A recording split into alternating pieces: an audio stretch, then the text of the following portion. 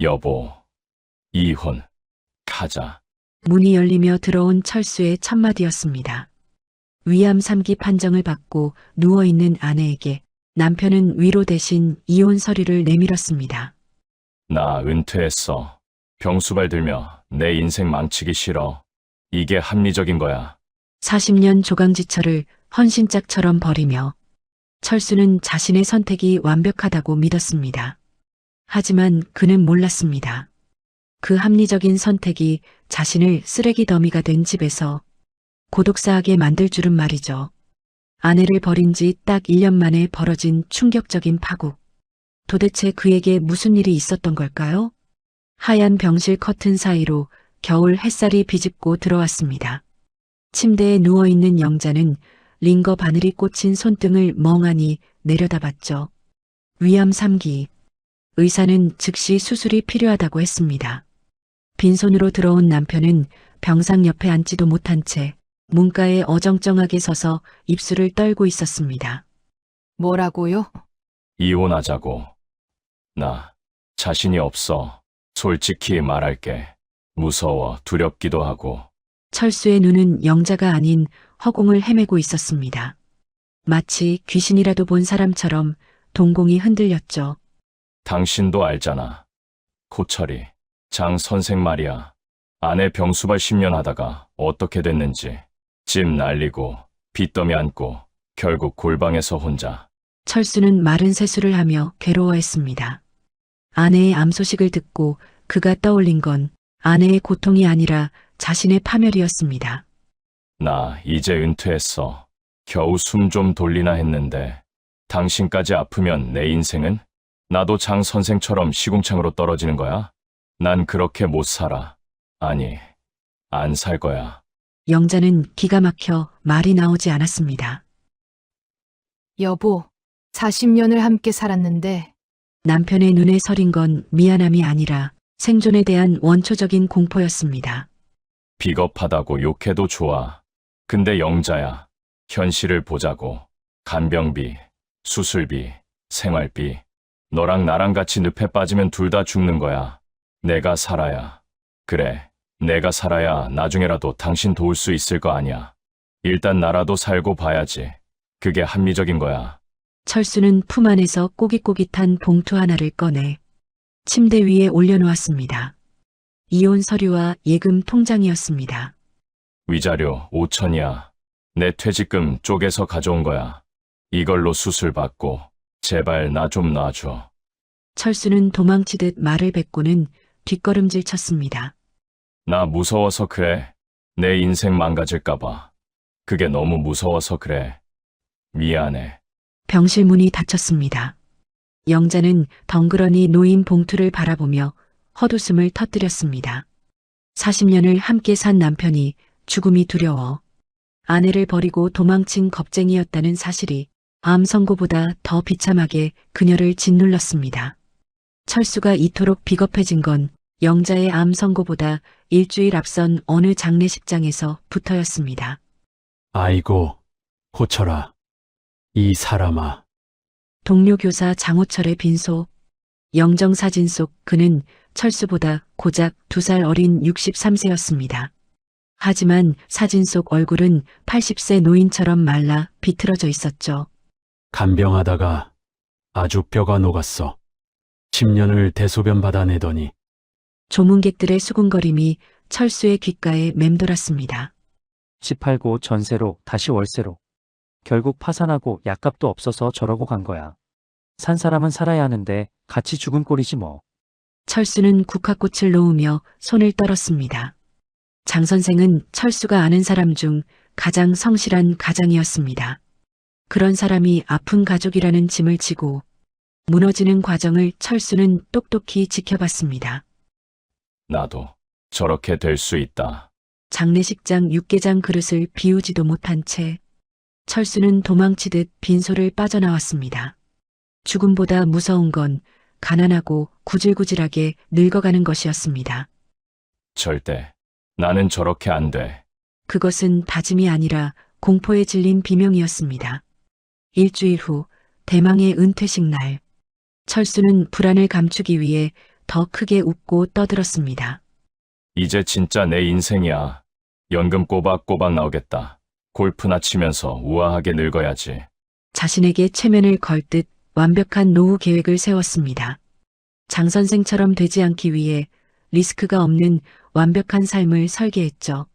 하지만 집으로 돌아와 마주한 건 창백한 얼굴로 진단서를 내미는 영자였습니다.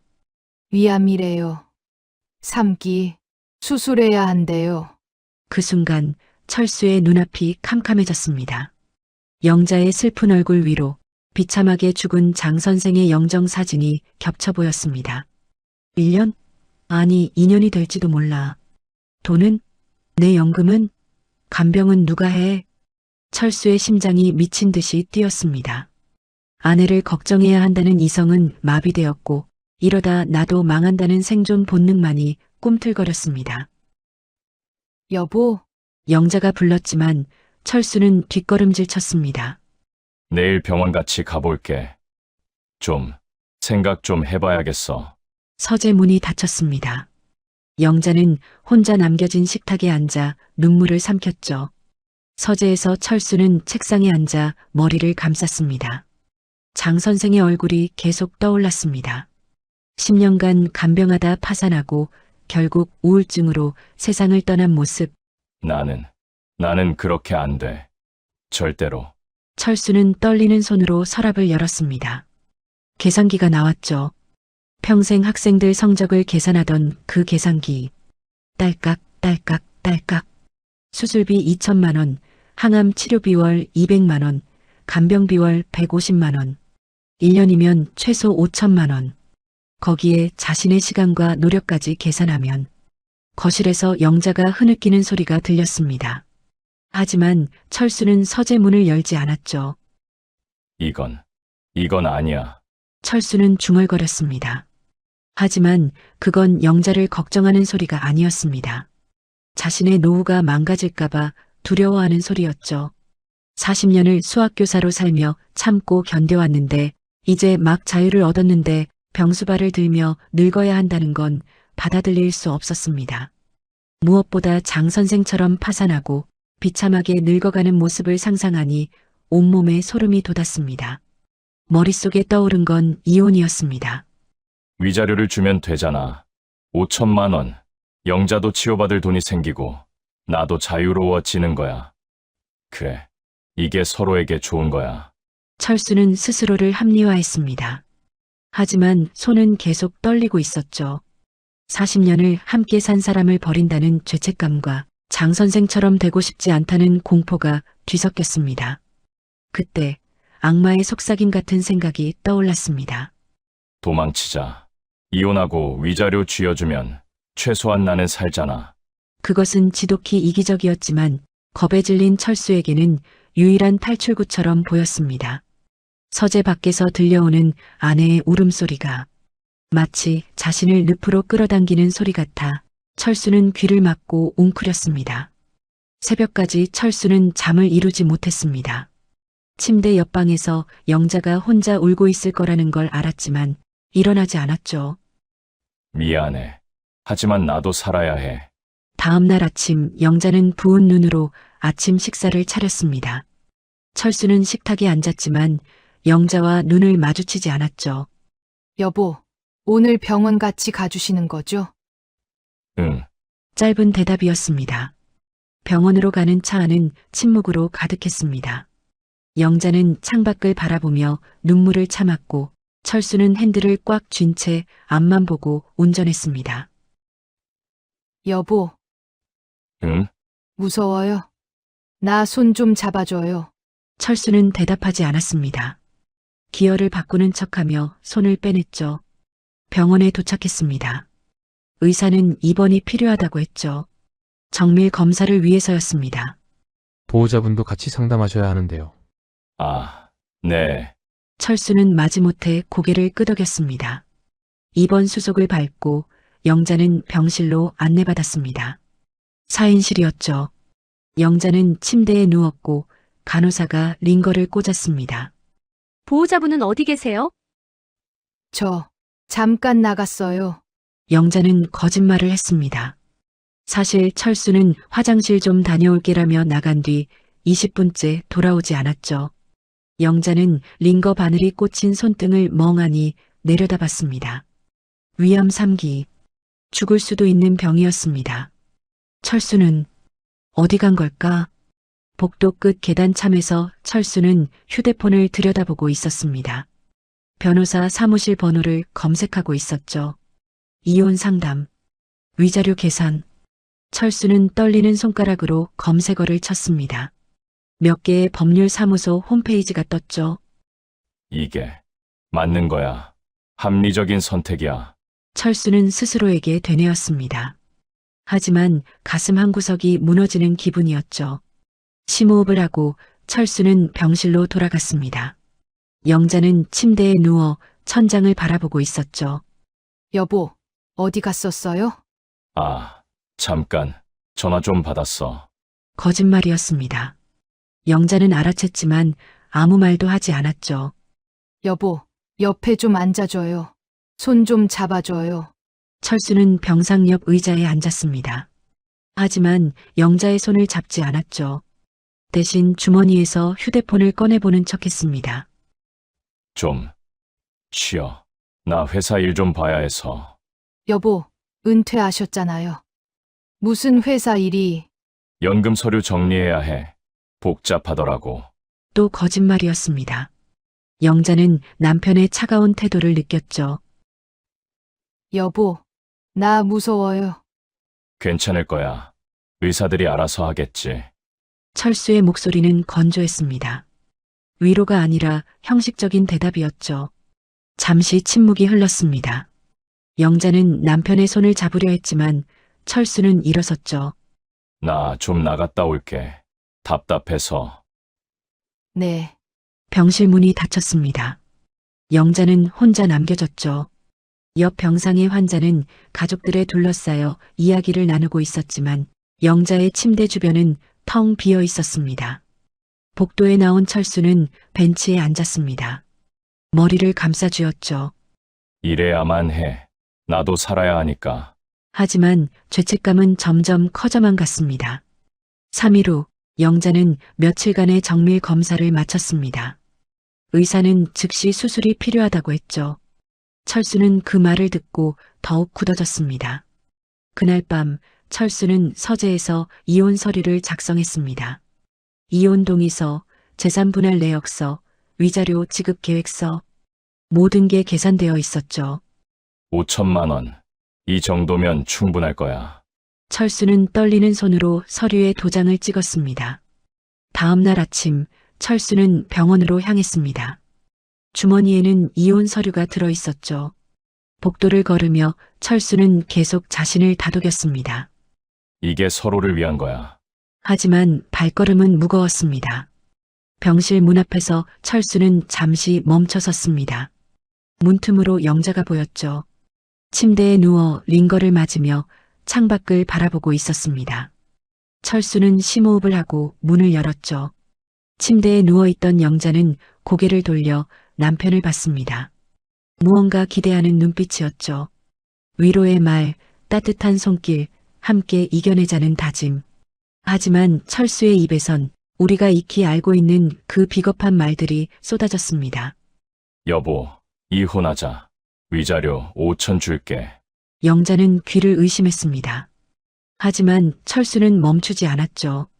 장 선생처럼 되기 싫다느니 내 인생은 어쩌냐느니 하는 핑계들을 늘어놓더니 결국 준비해온 가장 치졸한 논리를 들이밀었습니다. 같이 죽느니 나라도 사는 게 맞아. 내가 살아야, 그래, 내가 살아야 나중에라도 당신 도울 수 있을 거 아니야? 산 사람은 살아야지. 철수의 그 한마디가 영자의 가슴에 마지막 못을 박았습니다. 산 사람은 살아야지. 그 말 속에 영자는 없었습니다. 영자는 헛웃음을 터뜨렸습니다. 그 뻔뻔한 합리화 앞에 영자는 더 이상 할 말을 잃었죠. 남편의 눈에 서린 건 아내에 대한 미안함이 아니라 자기 밥그릇을 뺏길까 두려워하는 짐승의 공포뿐이었습니다. 대화가 통할 상대가 아니라는 걸 영자는 직감했습니다. 그래요. 알았어요. 당신이 원하는 대로 해줄게요. 대신 이거 하나만 기억해요. 영자는 서랍에서 도장을 꺼내 이혼 서류에 꾹 눌러 찍었습니다. 붉은 인주가 번지듯 40년 부부의 연도 그렇게 뭉개졌습니다. 오늘 당신이 버린 건 아내가 아니라 당신의 마지막 양심이라는 거. 영자는 서류를 철수에게 던지듯 건넸습니다. 철수는 도망치듯 서류를 챙겨 병실을 빠져나갔습니다. 뒤도 돌아보지 않았죠. 그 뒷모습을 보며 영자는 결심했습니다. 살아야겠다. 저 인간이 틀렸다는 걸 증명하기 위해서라도 나는 반드시 살아야겠다. 이혼 서류에 도장을 찍은 지 2주 후 철수는 새로운 삶을 시작했습니다. 넓은 아파트는 온전히 그의 것이 됐죠. 이제 진짜 자유다. 철수는 거실 소파에 누워 천장을 바라보며 미소 지었습니다. 내가 천재야. 진짜. 냉정하게 계산했습니다. 5천만 원으로 40년의 짐을 벗어던진 거죠. 영자도 치료비 생겼고 자신도 자유를 얻었으니 윈윈이라고 생각했습니다. 이게 바로 합리적 사고지. 감정에 휘둘려 같이 망하는 것보단 100배 낫지. 철수는 노트에 새 인생 계획을 적었습니다. 문화센터 등록, 서양화, 와인 골프, 산악회 가입, 재혼 알아보기 50대 후반 60대 초반 여성, 돈만 있으면 다 되지 뭐. 통장 잔고는 1억. 넉넉했습니다. 한 달 후 문화센터 와인 강좌. 철수는 50대 여성들 사이에서 유일한 남성이었습니다. 김 선생님, 오늘 정말 멋지세요. 선생님, 와인 고르는 안목이 대단하시네요. 철수는 기분이 좋았습니다. 새 옷을 사입고 향수를 뿌리고 비싼 시계를 차고 나왔죠. 이 와인은 말이죠. 프랑스 보르도 지역에서. 철수는 인터넷에서 주워들은 지식을 늘어놓았습니다. 여성들이 감탄하는 척했지만 철수는 눈치채지 못했죠. 수업이 끝나고 카페로 자리를 옮겼습니다. 철수가 계산했습니다. 8만 원. 김 선생님, 항상 저희한테 잘해주셔서 감사해요. 아니에요. 제가 즐거워서 그러는 거죠. 58세 이혼녀 해숙이 철수에게 관심을 보이는 것 같았습니다. 철수는 가슴이 두근거렸죠. 개숙 씨, 다음 주 전시회 같이 갈까요? 좋아요, 선생님. 철수는 집으로 돌아오며 콧노래를 불렀습니다. 이게 인생이지. 영자랑 있었으면 이런 거 꿈도 못 꿨을 거야. 거울을 보며 머리를 빗었습니다. 젊어 보이고 싶어 염색도 했죠. 얼마 후 전시회 날, 철수는 50만 원짜리 재킷을 사입었습니다. 해숙은 철수를 보고 환하게 웃었죠. 오늘 정말 멋지세요. 전시회를 보고 고급 레스토랑에서 식사를 했습니다. 철수가 계산했죠. 35만 원. 선생님, 항상 이렇게 잘해주시면 제가 미안해요. 아니에요. 개숙 씨랑 있으면 즐거워요. 분위기가 무르익었습니다. 철수는 용기를 내어 말했죠. 개숙 씨, 우리 좀 더 자주 만나면 안 될까요? 개인적으로요. 해숙의 표정이 미묘하게 변했습니다. 선생님, 혹시 결혼하셨어요? 아, 이혼했습니다. 1년 전에. 아, 근데 선생님, 솔직히 말씀드려도 될까요? 네, 물론이죠. 전 재혼 생각 없거든요.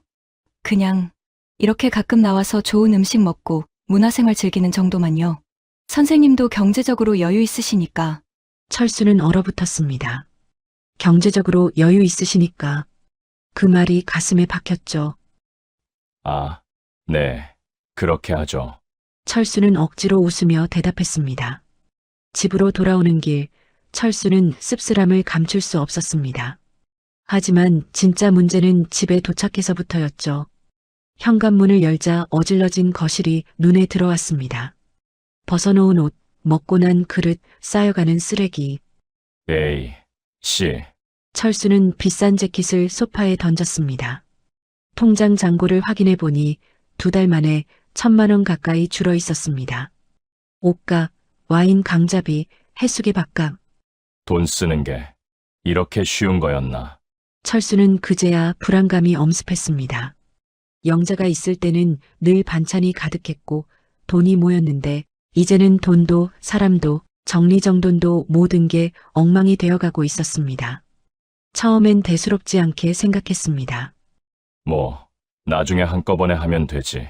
하지만 그 나중에는 오지 않았습니다. 매일 미루다 보니 싱크대엔 그릇이 산더미처럼 쌓였고 화장실 변기는 때가 끼기 시작했죠.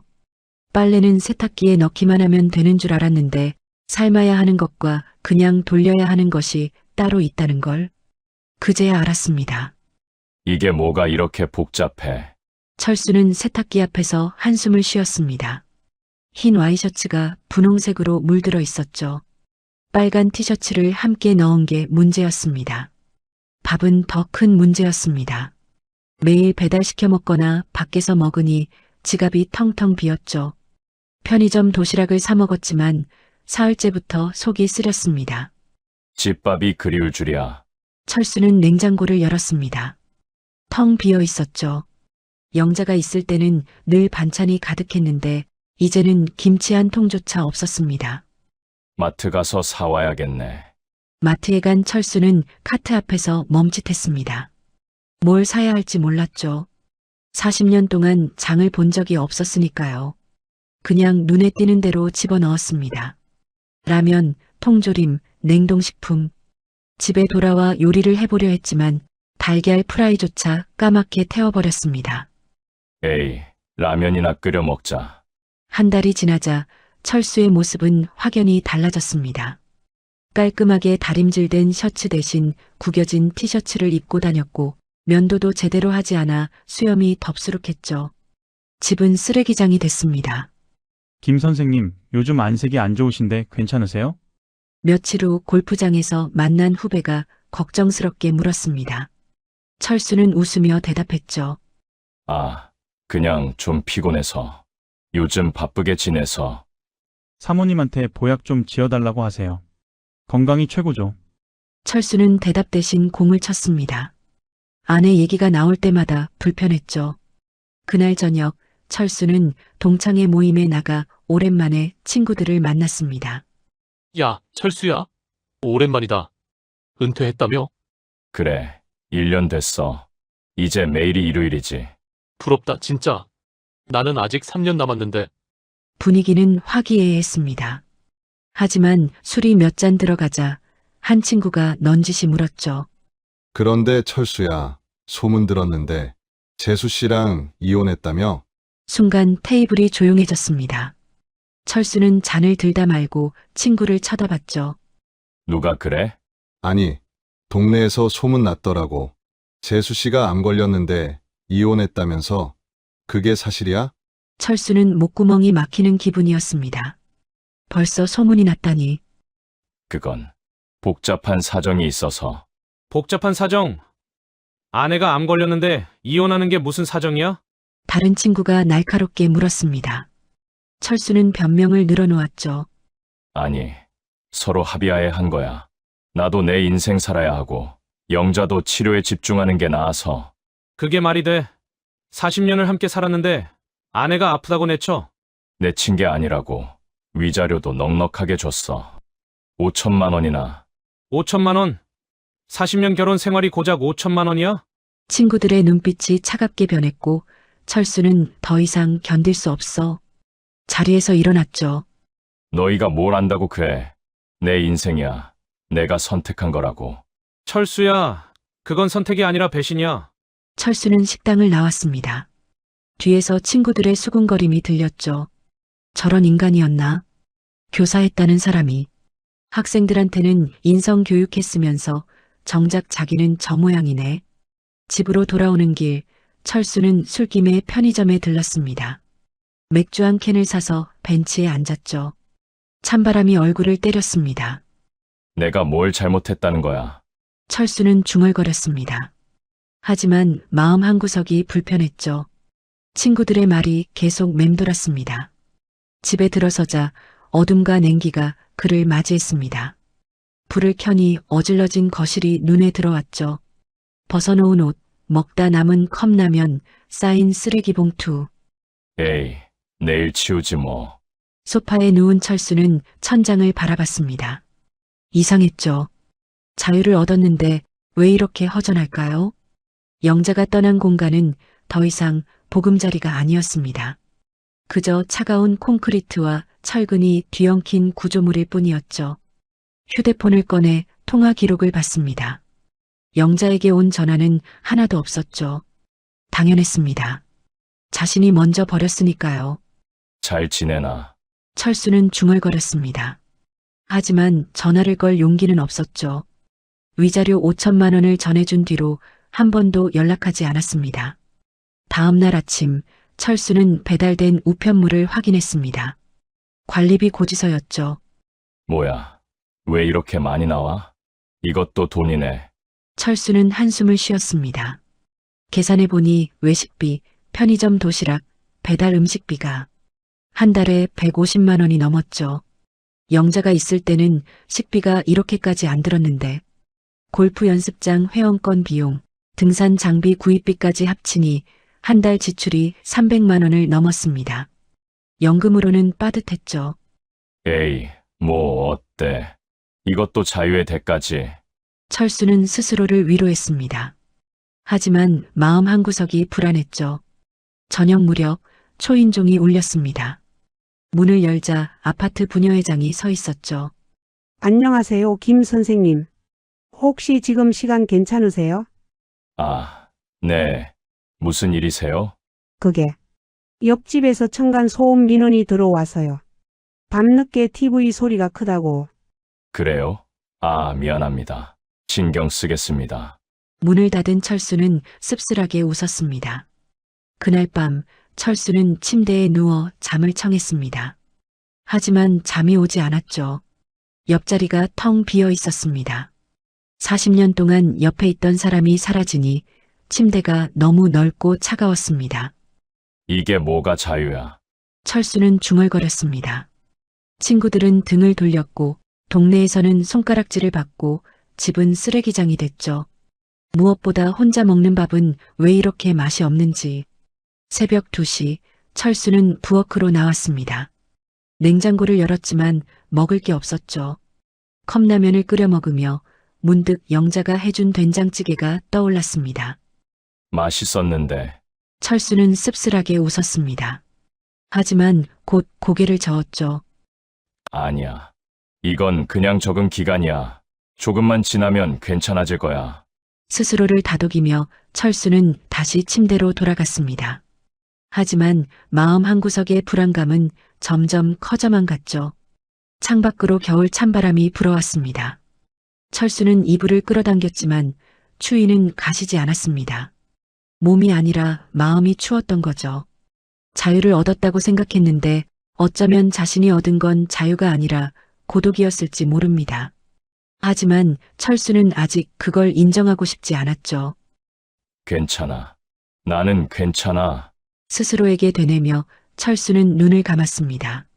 하지만 잠은 쉽게 오지 않았죠. 3개월이 지났습니다. 철수의 집은 더 이상 사람이 사는 곳 같지 않았죠. 거실 바닥엔 벗어놓은 옷가지들이 널려 있고 주방 싱크대엔 곰팡이 핀 그릇들이 쌓여 있었습니다. 화장실 변기는 누런 때가 끼었고 침대 시트는 언제 빨았는지 기억도 안 날 정도였죠.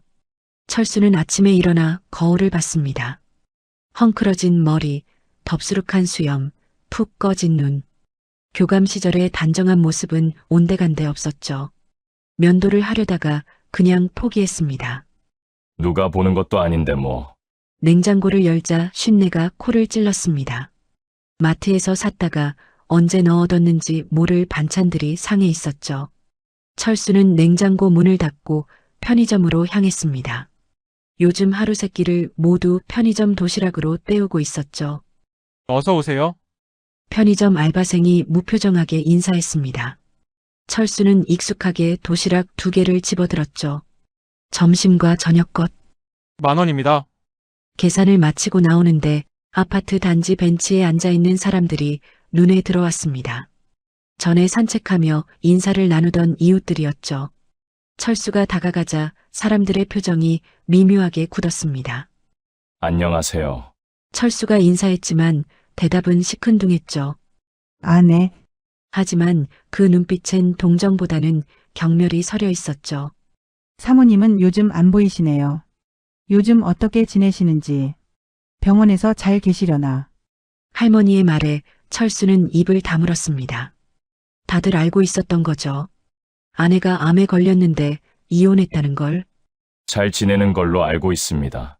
참 안 됐어요. 평생을 함께 살았는데 아플 때 혼자 계셔야 하니. 할머니의 말은 날카로웠습니다. 철수는 더 이상 견딜 수 없어 자리를 떴죠. 저 먼저 가보겠습니다. 뒤에서 수군거리는 소리가 들렸습니다. 저런 사람이 교사였다니 믿기지가 않네. 학생들한테는 뭘 가르쳤을까? 참 안 됐어, 영자 씨. 철수는 걸음을 재촉했습니다. 귀를 막고 싶었죠. 하지만 그 목소리들은 머릿속에서 계속 맴돌았습니다. 집으로 돌아온 철수는 도시락을 데워 먹었습니다. 플라스틱 용기에서 나는 냄새가 역했지만 다른 선택지가 없었죠. 요리할 줄 모르니까요. 밥이 왜 이렇게 맛이 없어? 철수는 숟가락을 내려놓았습니다. 먹다 남은 도시락을 쓰레기통에 버리고 소파에 누웠죠. TV를 켰지만 집중이 안 됐습니다. 휴대폰을 꺼내 통화 목록을 봤습니다. 3개월 동안 걸려온 전화가 손에 꼽을 정도였죠. 골프장 예약 확인 전화, 카드사 안내 전화. 그게 전부였습니다. 친구 하나 없네. 철수는 쓸쓸하게 웃었습니다. 동창회 이후로 연락하는 친구가 없었죠. 다들 자신을 외면했습니다. 문득 아들 민호가 생각났습니다. 이혼 소식을 들었을 텐데 한 번도 연락이 없었죠. 철수는 내 편이 필요했습니다. 아들만은 내 선택을 합리적이라고 이해해 줄 것 같았죠. 철수는 용기를 내어 민호에게 전화를 걸었습니다. 여보세요? 민호의 목소리가 들렸습니다. 하지만 어딘가 차가웠죠. 민호야, 아빠다. 네. 아버지 무슨 일이세요? 아니, 그냥 요즘 어떻게 지내나 해서. 바쁘게 잘 지내고 있어요. 다른 일 없으시면 끊을게요. 잠깐, 민호야. 내 말 좀 들어봐. 사람들이 다들 나보고 뭐라고 하더구나. 근데 너는 이해하지? 아빠 상황이 어쩔 수 없었잖아. 은퇴하고 이제 겨우 쉴 틈 생겼는데 덜컥 병수발 들 순 없잖니? 아버지, 제가 웬만하면 말씀 안 드리려고 했는데요. 민호가 말을 끊었습니다. 지금이라도 엄마 찾아가세요. 그리고 비세요. 이건 아니에요. 철수는 당황했습니다. 뭐, 그게 무슨 소리냐? 이미 다 합의해서 끝난 일이야. 위자료도 넉넉히 줬고. 돈이 문제가 아니잖아요. 40년을 같이 산 가족이에요. 엄마가 아픈데 어떻게 계산기부터 두드리세요? 아버지, 그러시면 안 돼요. 나중에 정말 후회하세요. 민호의 목소리가 떨렸습니다. 그것은 아들로서의 마지막 호소였죠. 하지만 철수는 그 말에 오히려 화가 났습니다. 친구들에 이어 아들까지 자신을 가르치려 드는 게 자존심 상했기 때문입니다. 내가 뭘 안다고 그래. 내 인생이야. 내가 평생 너희 뒷바라지하느라 어떻게 살았는데 이제 와서 내 노후 챙기는 게 죄냐. 아버지. 됐다. 너도 똑같구나. 합리적으로 생각할 줄 알았더니. 됐지. 나중에 너도 늙어봐라. 내 마음 알 거다. 철수는 홧김에 전화를 끊어버렸습니다. 건방진 녀석. 지가 내 입장이 돼봤어? 철수는 휴대폰을 소파에 던졌습니다. 아들의 마지막 경고. 나중에 정말 후회하세요라는 그 말이 귓가에 맴돌았지만 철수는 애써 무시했습니다. 자신은 틀리지 않았다고 합리적인 선택을 했다고 믿고 싶었으니까요. 하지만 철수는 몰랐습니다. 방금 자신이 끊어버린 전화가 아들이 내밀었던 마지막 구명조끼였다는 사실을요. 다들 날 버리는구나. 철수는 소파에 깊이 파묻혔습니다. 창밖으로 봄비가 내리기 시작했죠. 축축한 날씨가 마음까지 눌렀습니다. 저녁 무렵 철수는 배가 고파 두 번째 도시락을 데웠습니다. 하지만 목구멍으로 넘어가지 않았죠. 혼자 먹는 밥은 모래알 같았습니다. 영자가 해준 된장찌개. 철수는 중얼거렸습니다. 40년 동안 당연하게 먹었던 그 맛이 그리웠죠. 따뜻한 밥, 구수한 찌개, 아삭한 나물. 영자는 매일 새벽같이 일어나 그 상을 차렸었습니다. 그때는 몰랐는데 철수는 씁쓸하게 웃었습니다. 영자가 얼마나 많은 일을 했는지 그제야 깨달았죠. 밥 짓고 빨래하고 청소하고 장보고 보이지 않는 노동들이 이 집을 유지시켰던 겁니다. 밤이 깊어갔습니다. 철수는 잠을 청했지만 쉽게 오지 않았죠. 옆자리가 너무 비어 있었습니다. 40년 동안 옆에서 자던 사람의 온기, 숨소리, 뒤척이는 소리, 그 모든 게 사라지니 침대가 너무 넓고 차가웠습니다. 새벽 3시 철수는 잠에서 깼습니다.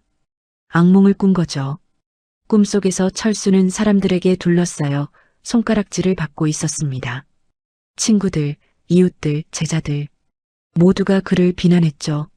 선생님, 어떻게 아내를 버릴 수 있어요?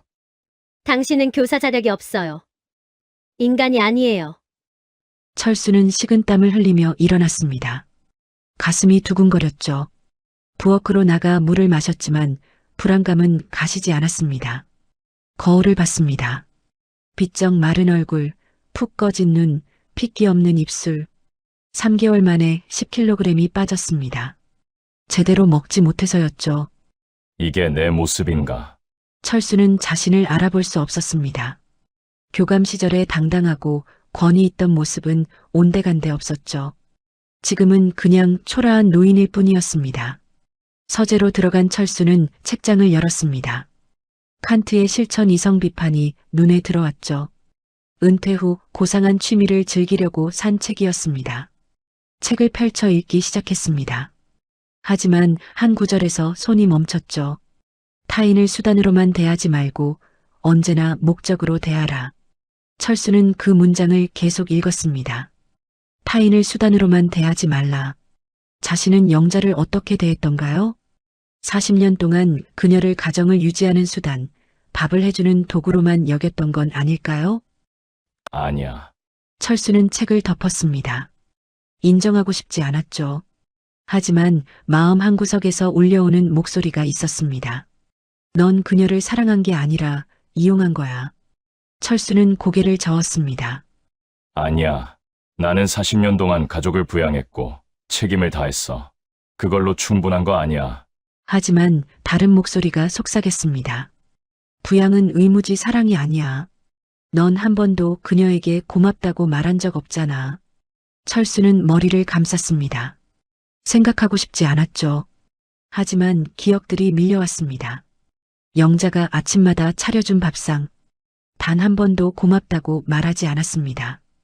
영자가 빨아준 셔츠. 당연하다고 생각했습니다. 영자가 아플 때도 그녀의 손을 잡아준 적이 없었습니다. 오히려 빨리 나아서 집안일 하라고 재촉했죠. 내가 그렇게 나쁜 남편이었나? 철수는 중얼거렸습니다. 하지만 곧 고개를 저었죠. 아니야. 나는 최선을 다했어.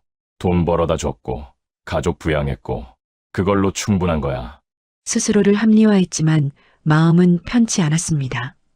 밤새 뒤척이다 동이 틀 무렵에야 겨우 잠이 들었죠. 다음 날 아침 철수는 전화 한 통을 받았습니다. 영자의 언니였죠. 네. 무슨 일이세요? 영자 얘기 좀 해야 할 것 같아서요. 통화 가능하세요? 철수는 가슴이 철렁했습니다. 혹시 영자에게 무슨 일이 생긴 건 아닐까? 영자가 어떻게 됐습니까? 수술 잘 끝났어요. 항암 치료도 순조롭게 진행 중이고요. 철수는 안도의 한숨을 쉬었습니다. 하지만 이내 불편해졌죠. 왜 자신이 안도하는 거죠? 그럼 다행이네요. 다행이라고요? 영자가 혼자서 얼마나 힘들게 버텼는지 아세요? 언니의 목소리가 날카로워졌습니다. 수술실 들어가기 전에 울면서 그러더라고요. 평생 헌신했는데 정작 아플 때는 혼자라고. 그게 얼마나 무서웠겠어요? 철수는 입을 다물었습니다. 이제라도 영자한테 사과하세요. 그리고 다시 합치자고 하세요. 그건 안 됩니다. 왜요? 아직도 본인 인생이 더 중요해요? 이미 끝난 일입니다. 각자의 길을 가기로 했으니까요. 정말 못된 사람이네요. 영자가 불쌍하네요. 40년을 이런 사람이랑 살았다니. 전화가 끊겼습니다. 철수는 휴대폰을 내려놓고 소파에 주저앉았죠. 영자가 잘 지내고 있다는 소식. 무슨 이유인지 안도보다는 불안이 더 컸습니다. 혹시 자신 없이도 잘 살 수 있는 건 아닐까? 아니야. 분명 힘들 거야. 철수는 스스로를 달랬습니다. 하지만 확신이 서지 않았죠. 그날 오후 철수는 마트에 갔습니다. 장을 봐야 했으니까요. 마트 입구에서 익숙한 얼굴을 봤습니다. 옆집 아주머니였죠. 어머, 김 선생님. 장도 보세요? 아, 네. 요즘 혼자 사시니까 힘드시겠어요. 영자 씨 없으니까. 아주머니의 말은 동정보다는 비꼬는 투였습니다. 괜찮습니다. 근데 참 신기한 것 같아요. 암 걸린 사람이 혼자 사는데 오히려 안색이 좋아졌던데? 철수는 귀를 의심했습니다. 안색이 좋아졌다고요? 아, 모르세요? 지난주에 마트에서 봤는데 정말 건강해 보이더라고요. 머리도 짧게 자르고 표정도 밝고. 아주머니는 일부러 그런 말을 한 것 같았습니다. 철수의 표정이 굳는 걸 보며 만족스러운 듯 웃었죠. 그럼 저 먼저 가보겠습니다. 철수는 멍하니 서 있었습니다. 영자가 안색이 좋아졌다고? 나 없이도 잘 살고 있다고? 말도 안 돼. 철수는 중얼거렸습니다. 하지만 가슴 한구석이 무너지는 기분이었죠. 자신은 이렇게 힘들게 사는데 영자는 오히려 더 건강해졌다니. 집으로 돌아온 철수는 하루 종일 소파에 누워 있었습니다. 아무것도 하고 싶지 않았죠. 그저 천장만 바라봤습니다. 해가 지고 어둠이 찾아왔습니다. 철수는 불도 켜지 않은 채 어둠 속에 앉아 있었죠. 고독이 밀려왔습니다. 아니, 고독이 아니었습니다. 고립이었죠. 칸트가 말했던 것처럼 타인의 고통을 외면한 자에게 주어지는 건 고독이 아니라 완벽한 고립이었습니다. 철수는 그제야 깨달았습니다. 자신이 얻은 자유는 진짜 자유가 아니었다는 걸. 그저 모든 관계를 끊어버린 고립일 뿐이었죠. 하지만 인정하고 싶지 않았습니다. 아직은요. 1년이 흘렀습니다. 철수는 이제 아파트 밖으로 나가는 것조차 두려워졌죠. 사람들의 시선이 무서웠습니다. 사람들이 아무 말을 안 해도 자격지심에 수군거림이 들리는 것 같았습니다. 저 사람이 안 해버린 그 교사래. 쯧쯧, 인간이 어떻게 저럴 수가 있지. 골프 연습장도 등산 모임도 모두 끊었습니다. 가는 곳마다 따가운 시선뿐이었으니까요. 이제 철수의 하루는 편의점과 집을 오가는 게 전부였습니다.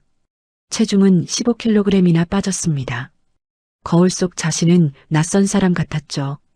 푹 꺼진 눈, 주름진 얼굴, 구부정한 어깨. 65세가 아니라 75세처럼 보였습니다. 어느 날 오후 철수는 우편함에서 편지 한 통을 발견했습니다. 골프장 회원권 갱신 안내문이었죠. 1년 전에는 설레며 기다렸던 편지였는데 이제는 보기만 해도 한숨이 나왔습니다. 갱신할 돈도 부담스러운데. 철수는 통장 잔고를 확인했습니다. 1억 5천만 원이던 예금은 이제 8천만 원으로 줄어 있었죠. 무계획한 지출, 외식비, 배달비, 병원비. 돈은 물 새듯 빠져나갔습니다. 이래선 안 되는데. 철수는 가계부를 펼쳤습니다. 한 달 지출이 350만 원, 연금 320만 원으로는 턱없이 부족했죠. 매달 예금을 깨먹고 있었습니다. 영자가 있을 땐 이렇지 않았는데. 철수는 중얼거렸습니다. 영자는 한 푼도 낭비하지 않고 알뜰하게 살림을 꾸렸었죠. 장을 보더라도 할인 행사를 찾아다니고 반찬도 직접 만들어서 냉동 보관했습니다. 그때는 당연한 줄 알았는데. 철수는 씁쓸하게 웃었습니다. 영자의 노동이 얼마나 큰 가치였는지 이제야 알았죠. 저녁 무렵 편의점에 도시락을 사러 갔습니다. 계산대에서 카드를 긁는데 뒤에서 익숙한 목소리가 들렸죠. 김 선생님? 돌아보니 옛날 제자였습니다. 30대 초반쯤 돼 보이는 여성이었죠. 아, 혜진이? 선생님. 정말 오랜만이에요. 근데 많이 야위셨네요. 혜진은 철수의 모습을 보며 놀란 듯 했습니다. 1년 전만 해도 당당하고 건강해 보였는데 지금은 완전히 다른 사람 같았으니까요. 그냥 좀 입맛이 없어서. 선생님, 혜진이 말을 이었습니다. 목소리가 조심스러워졌죠. 소문 들었는데 사모님이랑 이혼하셨다는 게 사실이에요? 암에 걸리셨다고. 철수는 얼어붙었습니다. 벌써 제자들에게까지 소문이 퍼진 거였죠. 그건 설마 그게 사실은 아니겠죠? 제가 아는 선생님은 그럴 분이 아니시니까. 혜진의 눈빛에는 아직 믿고 싶지 않다는 간절함이 서려 있었습니다. 철수는 더 이상 거짓말할 수 없었죠. 사실이야. 이혼했어. 혜진의 얼굴에서 색이 빠졌습니다. 그럼 사모님이 암에 걸리셔서 이혼하신 거예요? 철수는 고개를 끄덕였습니다. 혜진의 표정이 완전히 변했죠. 존경심이 사라지고 실망과 분노가 그 자리를 채웠습니다. 철수는 더 이상 말하고 싶지 않아 황급히 편의점을 나왔죠. 선생님, 잠깐만요. 하지만 혜진이 뒤따라 나왔습니다. 어떻게 그러실 수가 있어요? 사모님이 아프신데. 넌 몰라. 내 상황을. 상황이요. 아내가 아파서 버린 게 무슨 상황이에요? 혜진의 목소리가 떨렸습니다. 선생님은 항상 우리한테 책임을 강조하셨잖아요. 인생의 책임, 가족의 책임. 그런데 정작 선생님은요. 제가 선생님을 존경했던 건 실력 때문이 아니라 인품 때문이었어요. 근데 이제 보니 그냥 위선이었네요. 혜진은 돌아섰습니다. 철수는 그 뒷모습을 멍하니 바라봤죠. 또 한 사람이 자신을 떠나갔습니다. 집으로 돌아온 철수는 도시락을 먹지도 않고 소파에 누웠습니다. 천장을 바라보며 혜진의 말이 계속 맴돌았죠. 그냥 위선이었네요. 위선. 나는 위선자야. 철수는 중얼거렸습니다. 평생 학생들에게 책임과 인성을 가르쳤지만 정작 자신은 가장 기본적인 책임도 지키지 못했죠. 며칠 뒤 철수는 병원에 갔습니다. 요즘 숨이 차고 가슴이 답답해서였죠. 의사는 진차로 고개를 저었습니다. 혈압이 너무 높으세요. 170에 100이에요. 당장 약을 드셔야 합니다. 그렇습니까? 식사는 제대로 하고 계세요? 영양 상태가 매우 안 좋습니다. 편의점 도시락으로 때우고 있습니다. 그러시면 안 돼요. 나트륨 과다 섭취는 고혈압을 악화시켜요. 집에서 직접 요리해서 드세요. 철수는 쓸쓸하게 웃었습니다. 보호자분은 안 계세요? 환자분 혼자서는 식이요법 관리가 힘드실 텐데. 혼자 삽니다. 의사는 안타까운 표정을 지었지만 더 묻지 않았습니다. 집으로 돌아온 철수는 영자의 연락처를 꺼내봤습니다. 1년 동안 한 번도 연락하지 않았죠. 전화를 걸까 말까 고민했지만 용기가 나지 않았습니다. 뭐라고 말해야 하지? 철수는 휴대폰을 내려놓았습니다. 미안하다고? 다시 합치자고? 그런 말을 할 자격이 있을까? 그날 밤 철수는 잠을 이루지 못했습니다. 영자의 얼굴이 계속 떠올랐죠. 젊었을 때의 영자, 아이들 낳고 키우던 영자, 늙어가던 영자, 그리고 암 선고를 받았을 때 눈물 흘리던 영자. 내가 뭘 한 거야? 철수는 중얼거렸습니다. 40년 동안 함께한 사람을 가장 힘들 때 버렸죠. 그것도 계산기를 두드리며 합리적이라고 착각하면서. 새벽이 밝아왔습니다. 철수는 결심했죠. 영자를 만나야겠다고, 사과해야겠다고. 아니, 솔직히 말하면 사과보다는 자신의 외로움을 달래고 싶었습니다. 혼자 사는 게 너무 힘들었으니까요. 밥을 차려줄 사람, 빨래를 해줄 사람, 집을 돌봐줄 사람이 필요했습니다. 철수는 스스로를 합리화했죠. 그래. 부부는 미운 정 고운 정이지. 40년을 함께 살았는데 이제라도 다시 시작하면 돼. 하지만 마음 한구석에서는 알고 있었습니다. 이건 사랑이 아니라 필요라는 걸, 영자에게 미안해서가 아니라 자신이 힘들어서 돌아가려는 거라는 걸. 다음 날 철수는 꽃집에 들렀습니다.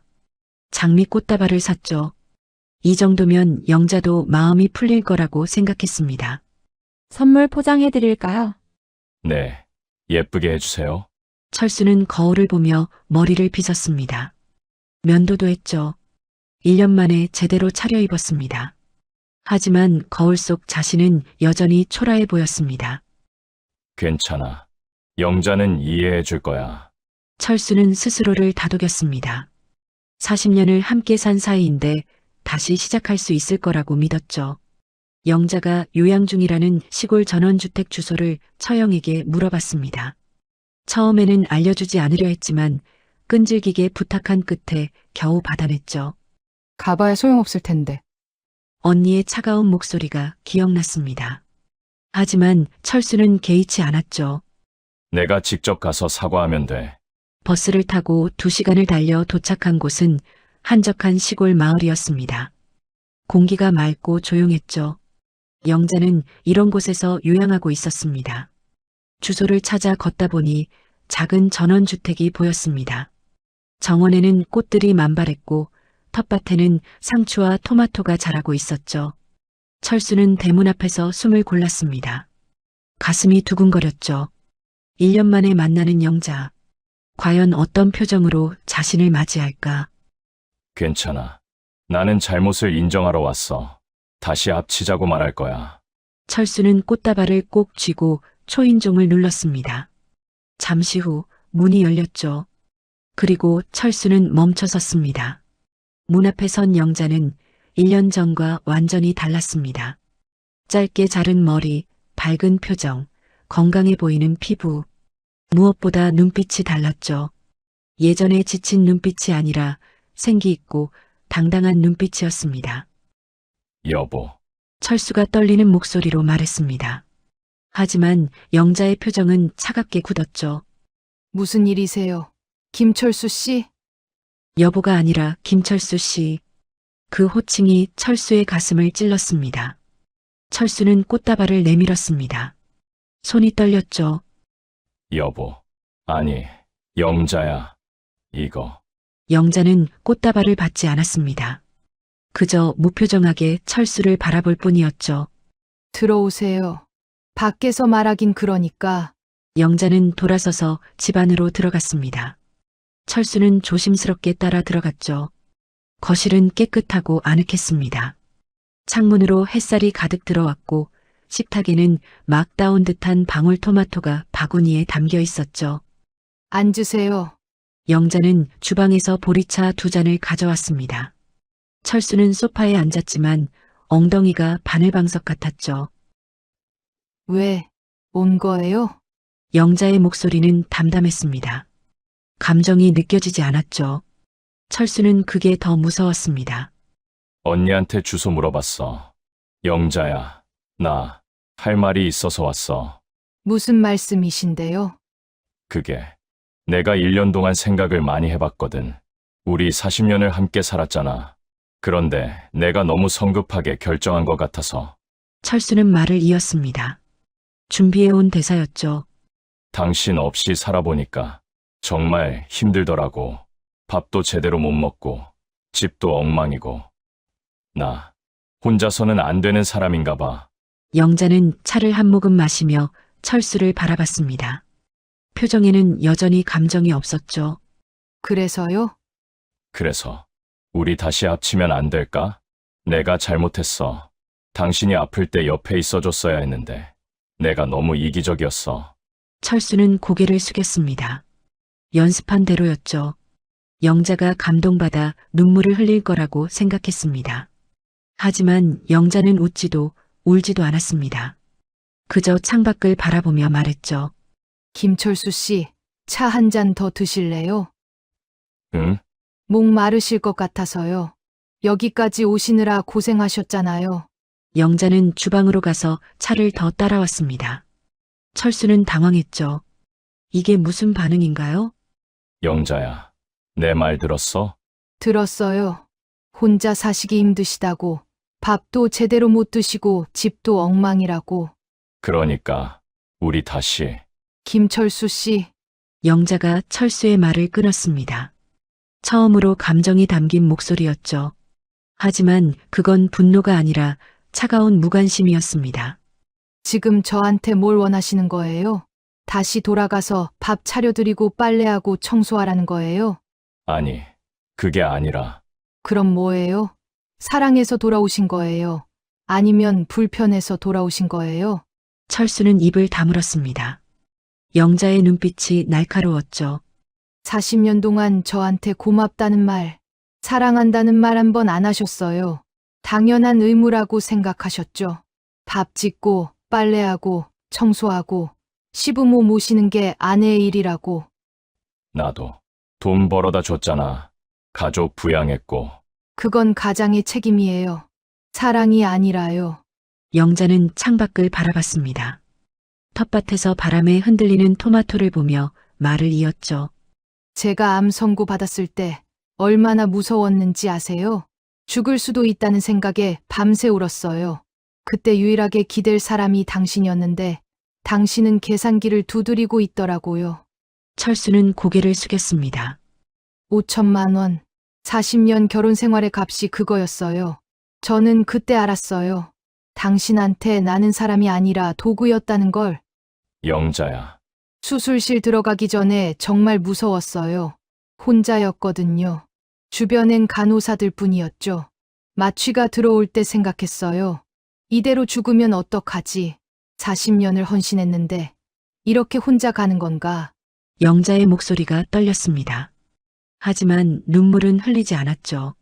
근데 수술 끝나고 깨어났을 때 이상하게 홀가분하더라고요. 살았다는 안도감도 있었지만 그보다는 이제 당신한테서 자유로워졌다는 게 더 컸어요. 철수는 가슴이 철렁했습니다. 항암 치료받으면서 힘들었지만 그래도 행복했어요. 아침에 눈 떠도 누가 밥 차리라고 재촉하지 않고 아파도 누가 빨리 낫지 못해 안달하지 않으니까 처음으로 제 속도대로 살 수 있었어요. 영자는 철수를 똑바로 쳐다봤습니다. 김철수 씨, 솔직하게 말해보세요. 지금 저한테 돌아오고 싶은 이유가 뭐예요? 사랑해서예요? 아니면 밥 차려줄 사람이 필요해서예요? 철수는 대답하지 못했습니다. 영자가 옳았으니까요. 자신은 사랑 때문이 아니라 필요 때문에 온 거였습니다. 대답 안 하셔도 돼요. 표정에 다 나와 있으니까. 영자는 일어섰습니다. 주방으로 가더니 무언가를 가져왔죠. 통장이었습니다. 여기 1,000만 원 있어요. 위자료로 받았던 5천만 원 중에 남은 돈이에요. 수술비랑 항암 치료비로 4천만 원 쓰고 남은 거예요. 왜 그걸? 돌려드릴게요. 저 이제 당신한테 빚진 것 하나도 없고 싶어서요. 철수는 통장을 받지 않았습니다. 아니야. 그건 당신 거야. 내가 준 거잖아. 당신이 준 게 아니라 계산해서 준 거잖아요. 40년치 위로금이라면서요. 저는 이제 그 계산에서 빠지고 싶어요. 영자는 통장을 탁자 위에 놓았습니다. 김철수 씨, 당신은 평생 수학 선생님이셨잖아요. 그래서 모든 걸 계산하셨죠. 얼마를 주면 얼마를 받고, 얼마를 투자하면 얼마가 돌아오고. 근데 인생에는 계산이 안 되는 게 있어요. 사랑, 신뢰, 헌신. 그런 건 숫자로 환산할 수 없거든요. 당신은 그걸 몰랐어요. 아니, 알려고 하지 않았죠. 철수는 변명하고 싶었지만 입이 떨어지지 않았죠. 항암 치료받으면서 상담 선생님이 그러더라고요. 암덩어리는 몸에만 있는 게 아니라 마음에도 있다고. 내 마음속 암덩어리가 뭔지 찾아보래요. 영자는 웃었습니다. 슬픈 웃음이었죠. 알았어요. 제 마음속 암덩어리가 뭔지 당신이었어요. 40년 동안 저를 짓누르고 숨 못 쉬게 만들었던 것. 당신한테서 인정받으려고, 사랑받으려고 발버둥 쳤던 그 헛된 노력들. 영자야. 이혼하고 나서야 알았어요. 당신은 절대 저를 사랑할 수 없는 사람이라는 걸. 당신은 당신 자신밖에 사랑할 줄 모르니까. 철수는 변명하려 고개를 들었습니다. 아니야. 나도 나름대로 널 사랑했어. 40년을 함께 살았잖아. 함께 산 게 사랑의 증거는 아니에요. 당신은 저랑 함께 산 게 아니라 저를 이용하며 산 거예요. 영자의 말은 냉정했지만 사실이었습니다. 철수는 반박할 수 없었죠. 수술 끝나고 회복하면서 많이 생각했어요. 왜 이렇게 살았을까? 왜 내 인생을 포기하고 당신 그림자로 살았을까? 답은 간단했어요. 사랑받고 싶어서, 인정받고 싶어서. 근데 40년을 바쳐도 당신한테서 받은 건 당연한 뿐이었어요. 영자는 창밖을 바라봤습니다. 오후 햇살이 정원을 환하게 비추고 있었죠. 혼자 살면서 알았어요. 사랑은 국어라는 게 아니라는 걸. 스스로를 사랑할 줄 알아야 남도 사랑할 수 있다는 걸. 그럼 우리는 끝이야? 철수가 떨리는 목소리로 물었습니다. 영자는 고개를 끄덕였죠. 네. 우리는 1년 전에 이미 끝났어요. 아니, 어쩌면 40년 동안 시작한 적도 없었을지 몰라요. 영자야, 제발. 나 정말 혼자서는 못 살아. 미안해. 내가 잘못했어. 철수는 무릎을 꿇었습니다. 영자는 그런 철수를 내려다봤죠. 김철수 씨, 솔직해지세요. 지금 미안하다는 거 나한테 죄지어서예요? 아니면 당장 본인 사는 게 아쉬워서예요? 철수는 아무 말도 하지 못했습니다. 전곡을 찔렸으니까요. 진짜 사과는 상대를 위해서 하는 거예요. 근데 지금 당신은 당신 편해지자고 비는 거잖아요. 영자는 철수를 일으켜 세웠습니다. 일어나세요. 무릎 꿇는다고 제 마음이 돌아서는 거 아니에요. 철수는 비틀거리며 일어섰습니다. 영자는 현관으로 걸어갔죠. 돌아가세요. 다신 오지 마시고요. 영자야. 참, 그리고요. 영자는 마지막으로 말했습니다. 답안지는 1년 전에 당신이 냈잖아요. 인생에 제 시험은 없어요. 영자야. 그냥 낙제 좀 받아들이고 사세요. 그게 당신 실력이니까. 당신은 저를 버린 게 아니라 당신 곁에 있어줄 유일한 사람을 버린 거예요. 철수는 할 말을 잃었습니다. 영자는 문을 열었죠. 건강하세요. 김철수 씨. 앞으로는 당신 인생 잘 사세요. 당신 혼자서요. 철수는 현관을 나섰습니다. 뒤돌아보니 영자는 이미 문을 닫고 있었죠. 철수는 꽃다발을 들고 멍하니 서 있었습니다. 대문을 나서는데 등 뒤에서 목소리가 들렸습니다. 박 여사님, 등산 갈 시간이에요. 돌아보니 등산복을 입은 중년 남녀 몇 명이 집으로 들어가고 있었습니다. 영자가 환하게 웃으며 그들을 맞이했죠. 아, 벌써 그렇게 됐어요? 잠깐만요. 가방 챙길게요. 영자의 목소리는 밝았습니다. 철수가 한 번도 들어본 적 없는 밝은 목소리였죠. 철수는 그 모습을 보며 깨달았습니다. 영자는 자신이 없어도 행복하다는 걸, 아니, 자신이 없기 때문에 행복하다는 걸. 박 여사님, 저분은? 한 남성이 철수를 보며 물었습니다.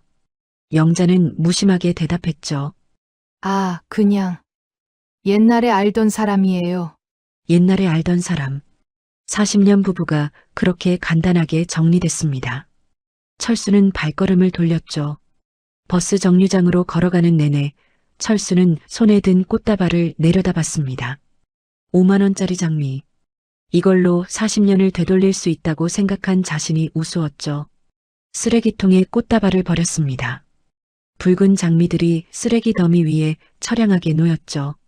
버스를 기다리며 철수는 영자의 마지막 말을 떠올렸습니다. 답안지는 1년 전에 당신이 냈잖아요. 인생에 제 시험은 없어요. 맞았습니다. 자신이 한 선택은 되돌릴 수 없었죠. 영자를 버린 순간 모든 게 끝난 거였습니다. 버스가 왔습니다.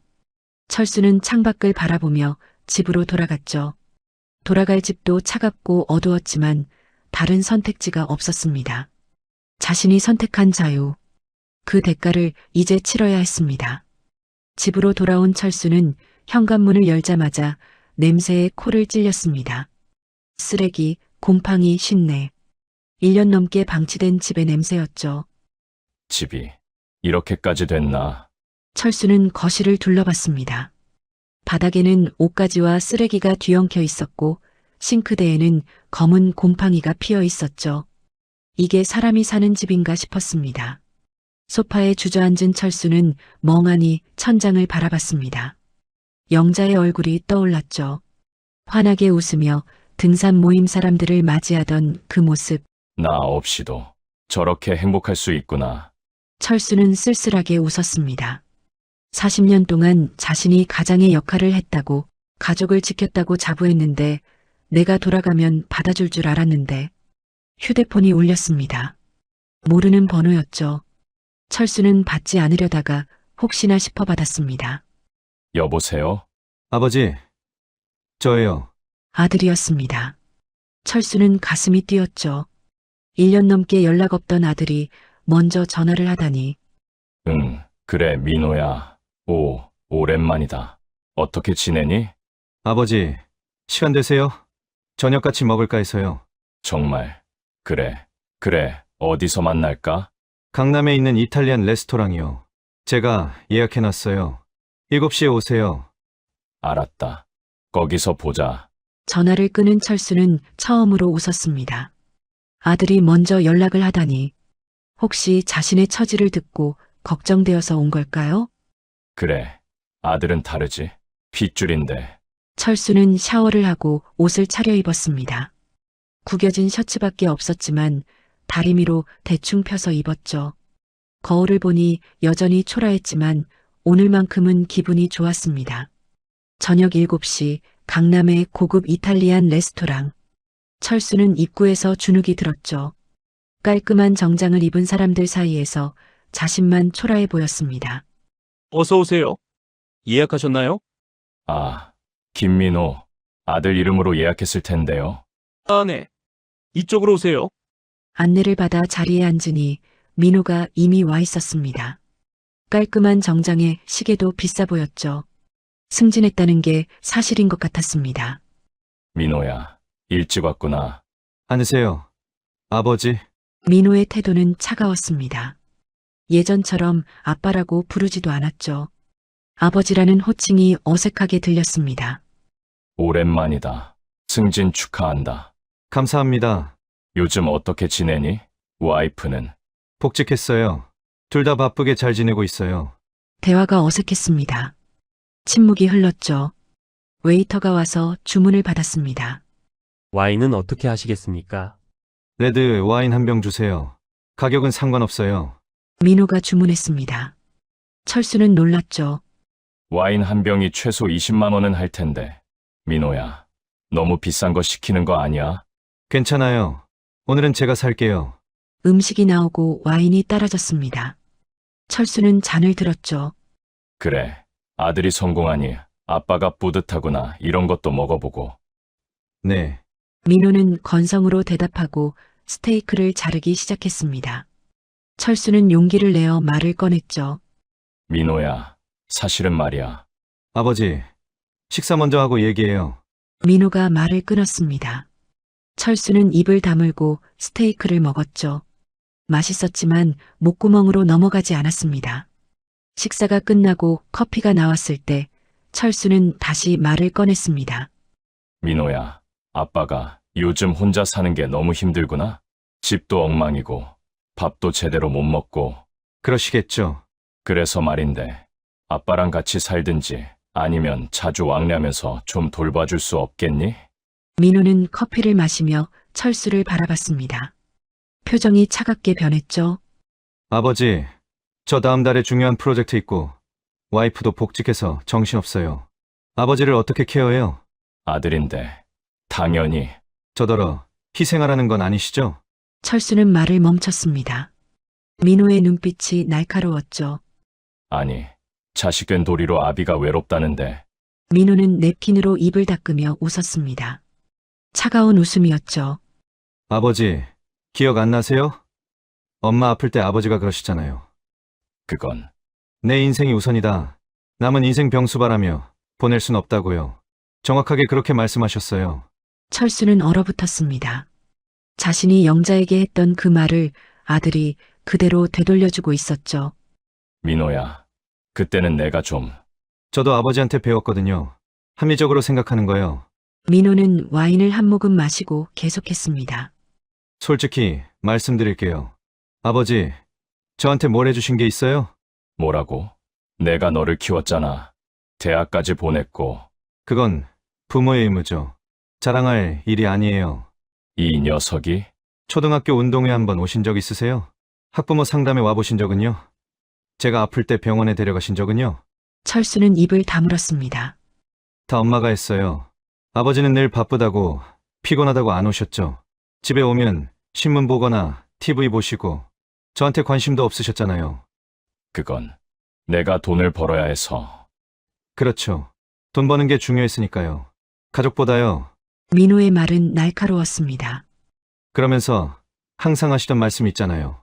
아버지가 이렇게 고생해서 너 키운다. 나중에 효도해라. 근데 아버지, 그게 사랑인가요? 저는 어릴 때부터 알았어요. 아버지한테 저는 투자 대상이라는 걸. 나중에 효도받기 위한 투자. 그래서 성적 잘 받으면 좋아하시고 못 받으면 실망하시고 어른 돼서 돈 벌면 10%는 아버지께 가져와야 한다고도 하셨죠. 철수는 변명하고 싶었지만 할 말이 없었습니다. 엄마 이혼하신 거 들었을 때 충격받았어요. 아니, 충격보다는 실망했죠. 역시 아버지 잡다고 생각했어요. 민호야. 아버지는 평생 계산하며 사셨잖아요. 이만큼 주면 이만큼 받고, 이만큼 투자하면 이만큼 돌아오고, 엄마한테도 그랬고, 저한테도 그랬고. 민호는 잔을 내려놓았습니다. 근데 아버지, 늙고 외로운 건 질병이나 마찬가지잖아요. 제가 아버지 감정 쓰레기통 하면서 제 행복 갉아먹기 싫어요. 그게 무슨.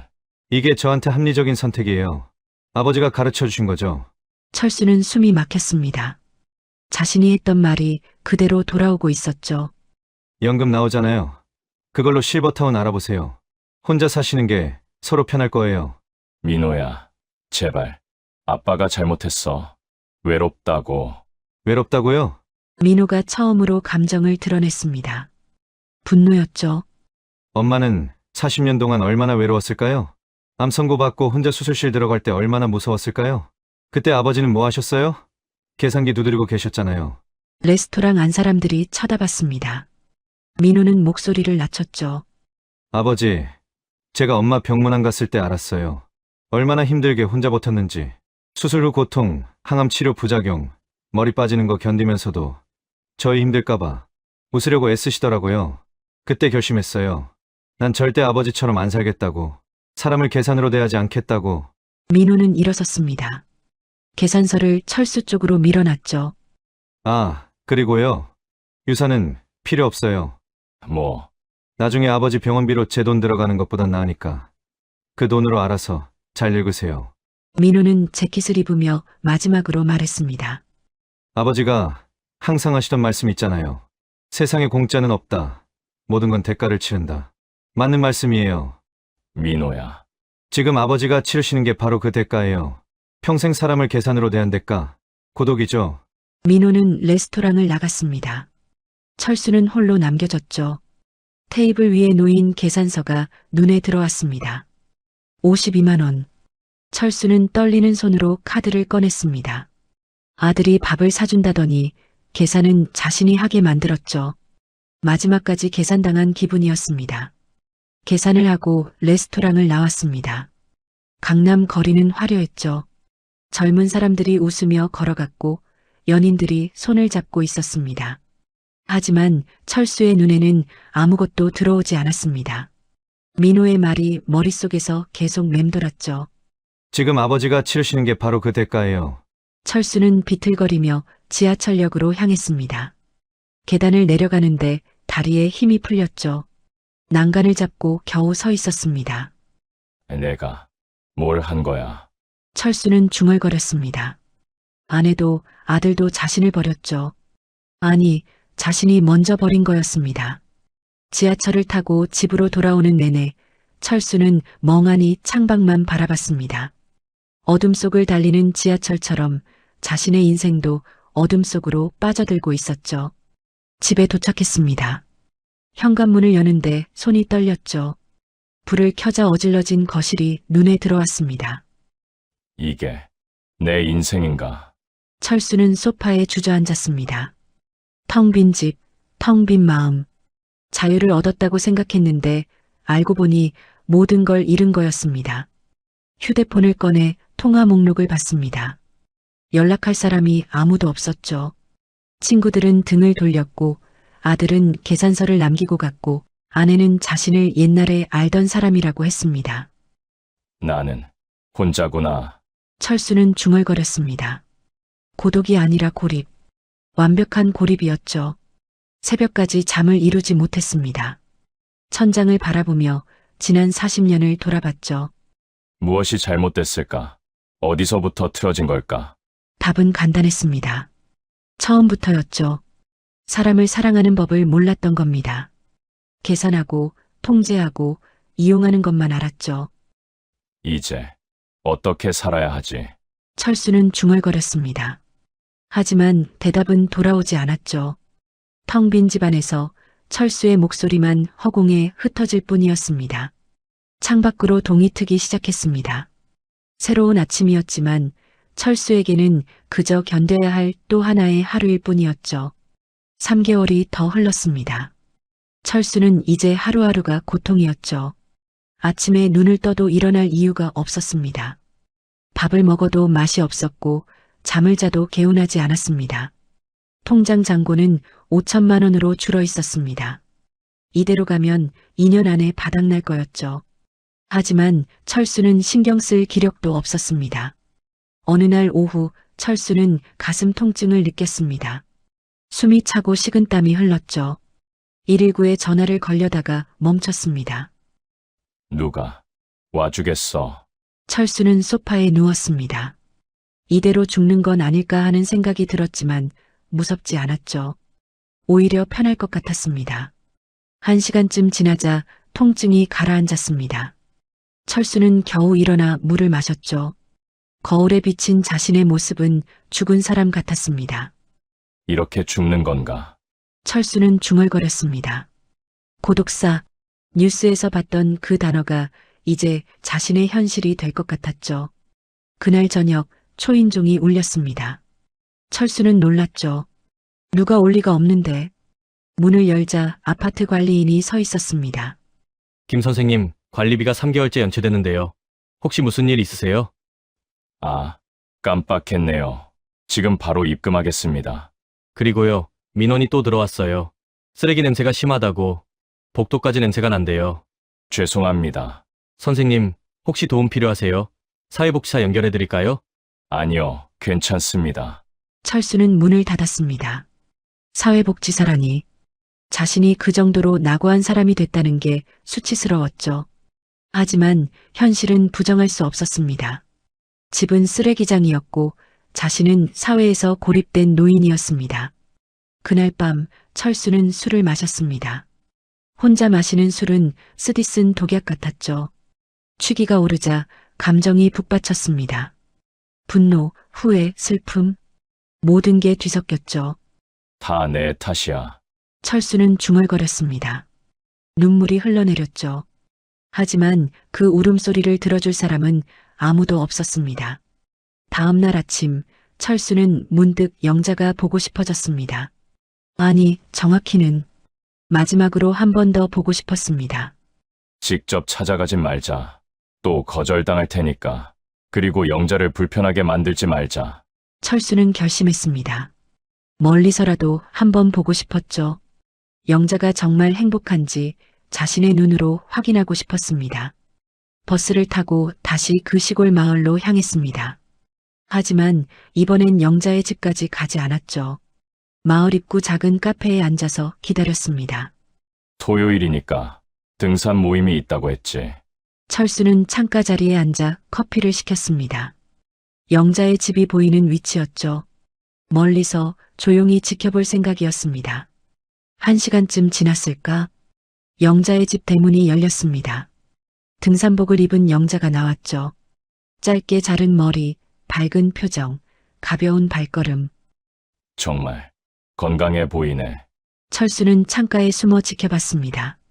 영자는 혼자가 아니었죠. 등산 모임 사람들이 하나둘 모여들었습니다. 중년 남녀 5명쯤. 박 여사님, 오늘 날씨 딱 좋네요. 그러게요. 정상까지 올라가 볼까요? 그러죠. 여사님 차력이면 거뜬하시잖아요. 사람들이 웃으며 영자를 중심으로 모였습니다. 영자도 환하게 웃고 있었죠. 철수가 40년 동안 본 적 없는 그런 웃음이었습니다. 저렇게 웃을 수 있었구나. 철수는 가슴이 먹먹했습니다. 영자는 자신과 함께 있을 때 저런 표정을 지어본 적이 없었죠. 항상 지쳐 있었고 억지로 웃었고 눈빛이 어두웠습니다. 그런데 지금은 달랐습니다. 정말로 행복해 보였죠. 일행이 출발했습니다. 철수는 커피를 홀짝이며 그 뒷모습을 지켜봤습니다. 영자는 일행과 이야기를 나누며 가벼운 걸음으로 걸어갔죠. 문득 한 남자가 영자 옆으로 다가갔습니다. 60대 초반쯤 돼 보이는 남자였죠. 등산복이 잘 어울렸습니다. 박 여사님, 지난주에 말씀하신 그 책 제가 읽어봤어요. 아, 정말요? 어떠셨어요? 정말 좋더라고요. 여사님 추천은 역시 믿을 만해요. 두 사람이 나란히 걸으며 이야기를 나눴습니다. 자연스러운 대화였죠. 편안하고 즐거워 보였습니다. 철수는 가슴이 조여왔습니다. 질투였을까요? 아니, 그보다는 자신이 영자에게 단 한 번도 해주지 못했던 것들이 보였기 때문이었습니다. 책 이야기를 나누는 것, 산책하며 웃으며 걷는 것, 상대의 말에 귀 기울이는 것. 40년 동안 철수는 영자와 단 한 번도 그렇게 걸어본 적이 없었습니다. 영자가 무슨 책을 읽는지도 몰랐고 무슨 이야기를 하고 싶어 하는지도 관심이 없었죠. 나는 뭘 했던 거지? 철수는 중얼거렸습니다. 일행이 시야에서 사라졌습니다. 철수는 커피잔을 내려놓고 한숨을 쉬었죠. 가슴이 답답했습니다. 카페에서 나온 철수는 영자의 집 근처를 걸었습니다. 정원이 보였죠. 토마토가 빨갛게 익어 있었고 상추가 싱싱하게 자라고 있었습니다. 저 손으로 40년 동안 나를 위해 일했는데 철수는 울타리 밖에서 정원을 바라봤습니다. 영자가 직접 가꾼 텃밭이었죠. 햇살을 받아 반짝이는 토마토들이 마치 영자의 새로운 삶 같았습니다. 시간이 흘러 오후가 됐습니다. 철수는 카페로 돌아가 다시 자리에 앉았죠. 영자가 돌아올 때까지 기다리고 싶었습니다. 저녁 무렵 등산 일행이 돌아왔습니다. 모두 땀을 흘리며 웃고 있었죠. 피곤해 보였지만 표정은 밝았습니다. 오늘 정말 좋았어요. 다음 주에 또 만나요. 네. 다음 주엔 제가 김밥 싸올게요. 박 여사님 김밥 맛있잖아요. 기대할게요. 사람들이 하나둘 흩어졌습니다. 영자는 집으로 들어가기 전 문득 멈춰섰죠. 그리고 주변을 둘러봤습니다. 철수는 황급히 몸을 숨겼습니다. 혹시 자신을 봤을까 봐였죠. 하지만 영자는 그냥 하늘을 올려다보고 있었습니다. 석양이 지고 있었죠. 영자는 잠시 그 모습을 바라보다가 집 안으로 들어갔습니다. 철수는 그 뒷모습을 보며 깨달았습니다. 영자는 더 이상 자신을 기다리지 않는다는 걸, 아니, 자신을 생각조차 하지 않는다는 걸, 영자에게 자신은 이미 과거였습니다. 옛날에 알던 사람, 그 이상도 그 이하도 아니었죠. 철수는 버스 정류장으로 걸어갔습니다. 발걸음이 무거웠죠. 오늘 본 것은 확인이었습니다. 영자는 정말로 행복했습니다. 자신 없이도요. 아니, 자신이 없기 때문에요. 버스 안에서 철수는 창밖을 바라봤습니다. 어둠이 내리고 있었죠. 마을의 불빛들이 하나둘 켜지기 시작했습니다. 나는 왜 이렇게 됐을까? 철수는 중얼거렸습니다. 40년 전 영자와 결혼했을 때를 떠올렸습니다. 젊은 영자는 수줍게 웃고 있었죠. 그때 철수는 무엇을 약속했던가요? 평생 함께 하겠습니다. 당신을 지켜주겠습니다. 행복하게 해주겠습니다. 거짓말이었습니다. 전부 거짓말이었죠. 철수는 영자를 지키지 않았습니다. 오히려 짓밟았죠. 철수는 영자를 행복하게 하지 않았습니다. 40년 동안 고통을 줬죠. 철수는 영자와 함께하지 않았습니다. 같은 공간에 있었을 뿐 마음은 늘 떨어져 있었습니다. 내가 뭘 한 거지? 철수는 눈물을 흘렸습니다. 집으로 돌아온 철수는 불도 켜지 않은 채 소파에 앉았습니다. 어둠 속에서 혼자서 그렇게 앉아 있었습니다. 오늘 본 영자의 모습이 계속 떠올랐습니다. 환하게 웃는 얼굴, 가벼운 발걸음, 친구들과 나누는 편안한 대화, 석양을 바라보는 평온한 뒷모습. 나는 단 한 번도 저런 모습을 보지 못했구나. 철수는 깨달았습니다. 40년 동안 함께 살았지만 진짜 영자를 본 적이 없었다는 걸. 철수가 본 것은 아내라는 역할을 하는 영자였죠. 밥 짓고 빨래하고 집안일하는 영자. 하지만 진짜 영자는 달랐습니다. 책을 읽고 산을 오르고 친구들과 웃고 석양을 감상하는 사람이었죠. 나는 평생 영자를 몰랐구나. 철수는 중얼거렸습니다. 새벽이 밝아올 때까지 철수는 어둠 속에 앉아 있었습니다. 생각했습니다. 후회했습니다. 울었습니다. 하지만 아무것도 바뀌지 않았습니다. 영자는 여전히 행복하게 살고 있었고 철수는 여전히 홀로 남겨져 있었습니다. 이것이 철수가 평생 풀어온 인생의 방정식이 내놓은 답이었습니다. 입력값 이기심, 무관심 계산, 출력값 고립, 후회, 절망. 완벽한 수식이었습니다. 돌이킬 수 없는 방정식. 6개월 후, 철수는 더 이상 밖으로 나가지 않았습니다. 집은 완전한 쓰레기장이 됐고 철수 자신도 사람 같지 않았죠. 체중은 20kg이나 빠져 뼈만 앙상하게 남았습니다. 통장 잔고는 3천만 원. 매달 예금을 깨먹으며 근근히 버티고 있었지만 1년이면 바닥날 거였습니다. 어느 날 오후 철수는 가슴 통증으로 병원에 갔습니다. 검사 결과는 충격적이었죠. 협심증입니다. 혈관이 많이 막혀 있어요. 스텐트 시술이 필요합니다. 철수는 덜컥 겁이 났지만 침착하게 물었습니다. 평생 그래왔듯 계산부터 했죠. 비용이 얼마나 듭니까? 건강보험 적용되시니까 본인 부담금은 200만 원 정도 예상하시면 됩니다.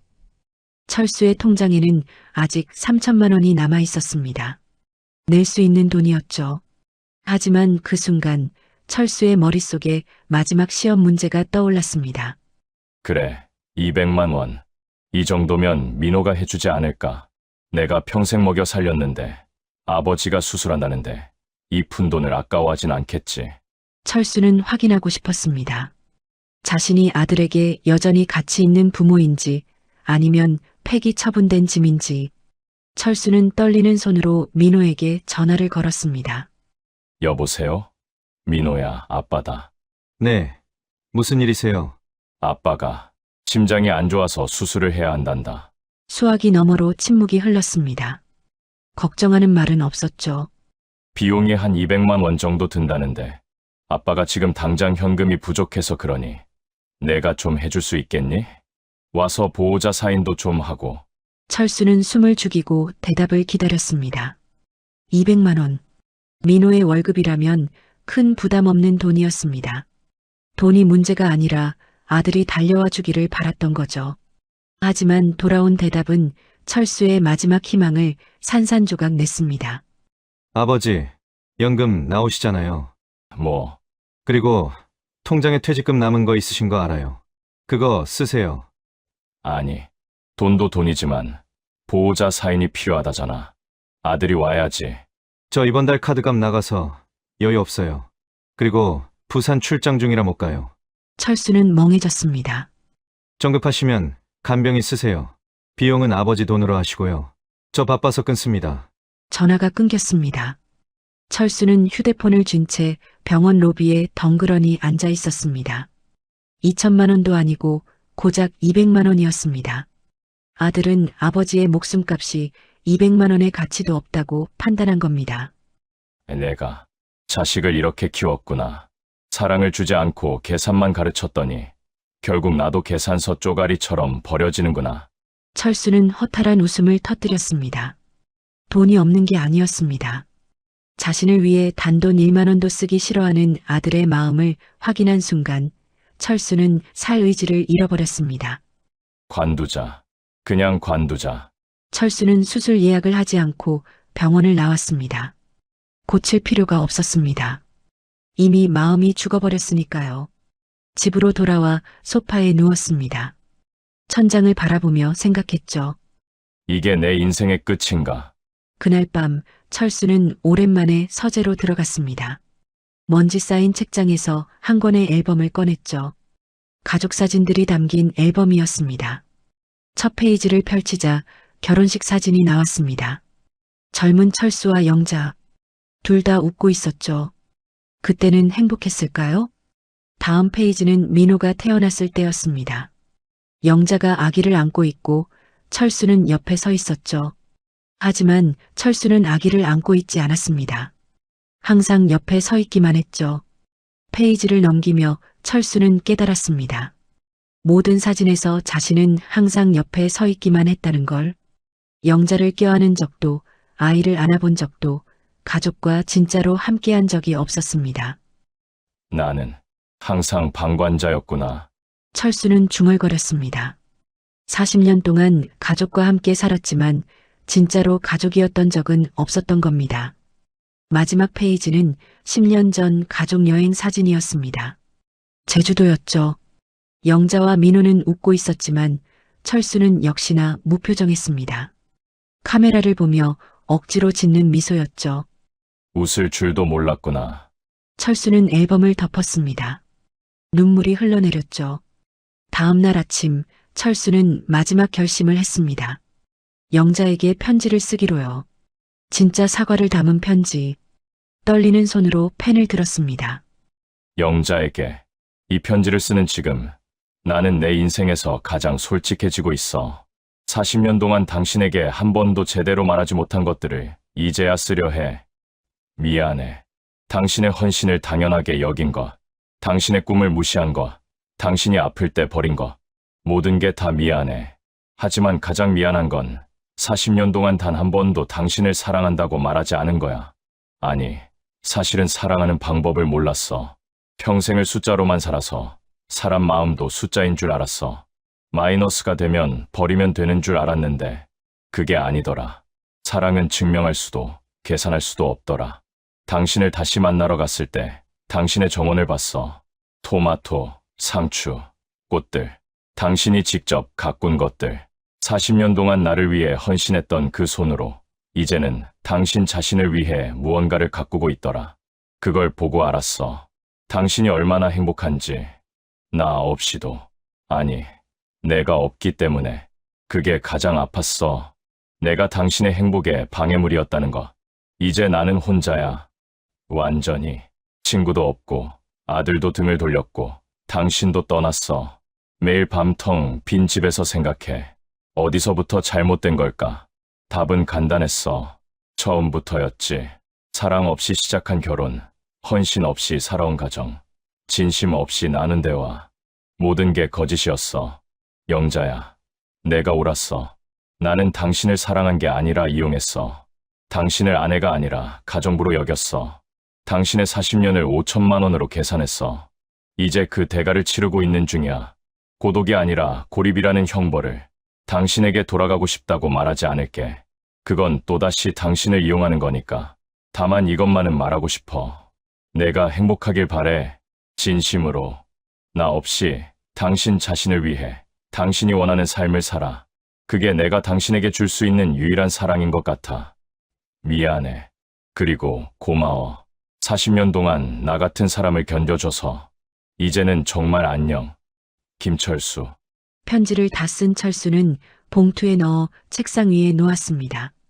보낼지 말지는 아직 모르겠지만 일단 썼다는 것만으로도 마음이 조금 가벼워졌죠. 저녁 무렵 철수는 편의점에 도시락을 사러 갔습니다. 계산대에 서는데 라디오에서 뉴스가 나왔습니다. 노인 고독사 증가, 사회적 고립이 원인, 자신의 미래였죠.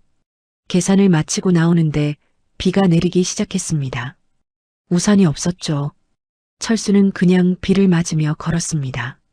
차가운 빗물이 온몸을 적셨습니다. 하지만 개의치 않았죠. 어차피 집에 가봐야 따뜻한 곳도 아니니까요. 아파트 입구에 도착했을 때 철수는 비틀거렸습니다. 가슴이 조여왔죠. 협심증 증상이었습니다.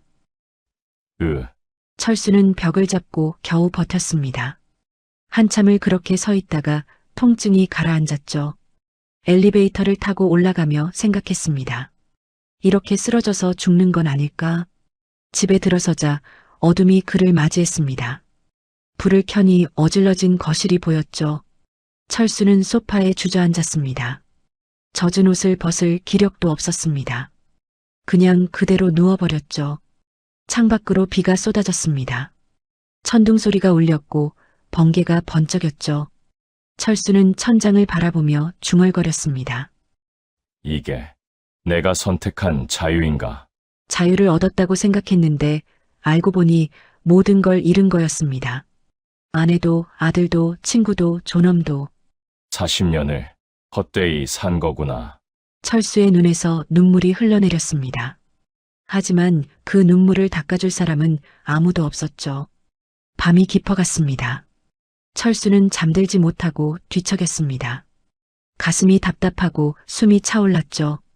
새벽 2시 철수는 침대에서 일어났습니다. 서재로 가서 책장을 열었죠.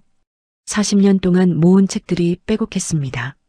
칸트, 하이데거, 니체, 철학책들이었죠. 은퇴 후 고상한 취미를 즐기려고 산 책들이었지만 제대로 읽어본 적이 없었습니다. 한 권을 꺼내 펼쳤습니다. 니체의 차라투스트라는 이렇게 말했다. 한 구절이 눈에 들어왔습니다. 고독한 자여, 그대는 자신에게로 가는 길을 걷는다. 그리고 그 길은 그대 자신과 그대의 7 악마를 지나간다. 철수는 책을 덮었습니다. 고독한 자, 그게 바로 자신이었죠. 하지만 니체가 말한 고독은 선택한 고독이었습니다. 철학자의 고독, 사색가의 고독, 자신의 고독은 달랐습니다. 버림받은 고독, 고립된 고독, 스스로 선택해서 모든 걸 잃어버린 고독. 나는 고독한 게 아니라 외로운 거구나. 철수는 중얼거렸습니다. 동이 트기 시작했습니다. 비는 그쳤고 아침 해가 떠올랐죠. 철수는 창밖을 바라봤습니다. 사람들이 출근 준비를 하고 아이들이 등교하고 세상이 돌아가고 있었습니다. 하지만 철수는 그 세상에 속하지 않았습니다. 그저 창밖에서 바라보기만 하는 관찰자일 뿐이었죠. 이렇게 끝나는 건가? 철수는 중얼거렸습니다. 평생 수학 공식을 풀듯 인생을 살았습니다. 계산하고 측정하고 증명하고. 하지만 인생에는 공식이 없었습니다. 사랑도 가족도 행복도 계산할 수 없었죠. 그걸 깨달았을 때는 이미 늦었습니다. 시험은 끝났고 답안지는 제출됐고 결과는 낙제였습니다. 철수는 소파에 누워 눈을 감았습니다.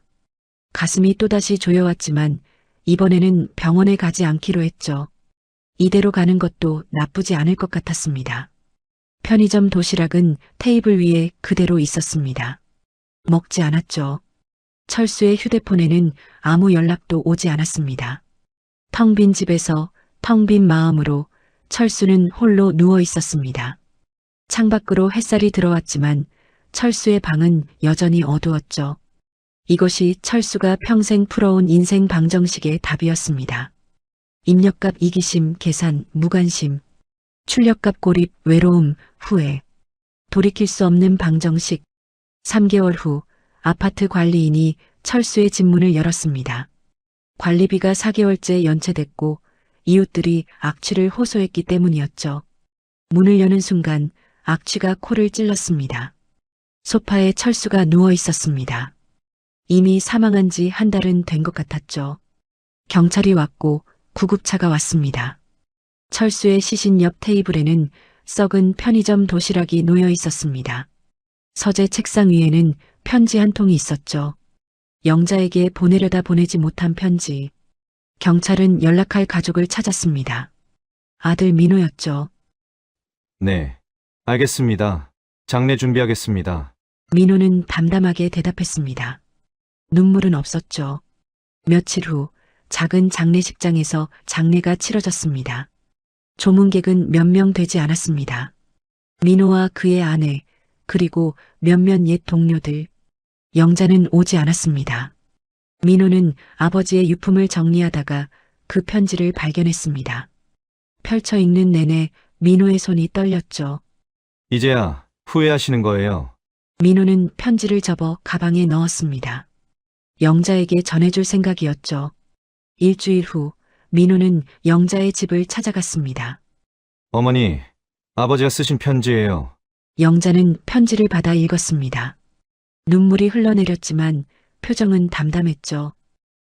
이제야 이런 말을 하시네요. 영자는 편지를 접었습니다. 민호야, 너는 절대 아버지처럼 살지 마라. 사람을 사랑하는 법을 배워라. 네. 어머니. 와이프 잘해줘. 당연하게 여기지 말고 고맙다고 사랑한다고 매일 말해줘. 민호는 고개를 끄덕였습니다. 영자는 창밖을 바라봤습니다. 텃밭에 토마토가 빨갛게 익어가고 있었죠. 가족이란 건 말이야. 영자는 조용히 말했습니다. 이익을 나눌 때가 아니라 고통을 나눌 때 증명되는 거란다. 민호는 그 말을 가슴에 새겼습니다. 작별 인사를 하고 돌아가는 길, 민호는 아내에게 전화를 걸었습니다. 여보, 나 지금 집에 가는데 오늘 저녁 같이 먹을까? 당신이 먹고 싶은 거 해줄게. 전화 너머로 아내의 놀란 목소리가 들렸습니다. 정말? 당신이? 응. 그리고 사랑해. 항상 고마워. 여보, 무슨 일 있어? 왜 이래, 갑자기 닭살 돋게. 아니, 그냥 말하고 싶어서. 민호는 전화를 끊고 하늘을 올려다봤습니다. 구름 사이로 햇살이 비쳐나왔죠. 아버지는 너무 늦게 깨달았지만 자신은 아직 늦지 않았습니다. 사랑하는 법을 배우기에는요. 여러분, 오늘 이야기 어떠셨나요? 우리는 흔히 완벽한 노후를 위해 돈을 모으고 건물을 사고 연금을 준비합니다. 하지만 철수의 마지막을 보며 깨닫습니다. 가장 확실한 노후 준비는 통장의 잔고가 아니라 내 옆에서 밥을 먹고 함께 TV를 보고 아플 때 손을 잡아주는 사람이라는 사실을요. 철수는 자신의 안락한 노후를 지켜려다 40년 된 가장 확실한 보험을 해지해버렸습니다. 지금 당신의 곁에 있는 사람을 보세요. 그 사람이 바로 당신이 가진 가장 큰 재산입니다. 있을 때 잘하세요. 빈자리의 크기는 떠나고 나서야 가늠할 수 있는 법이니까요. 끝까지 시청해 주셔서 감사합니다. 구독, 좋아요는 다음 영상을 만들 수 있는 큰 힘이 됩니다.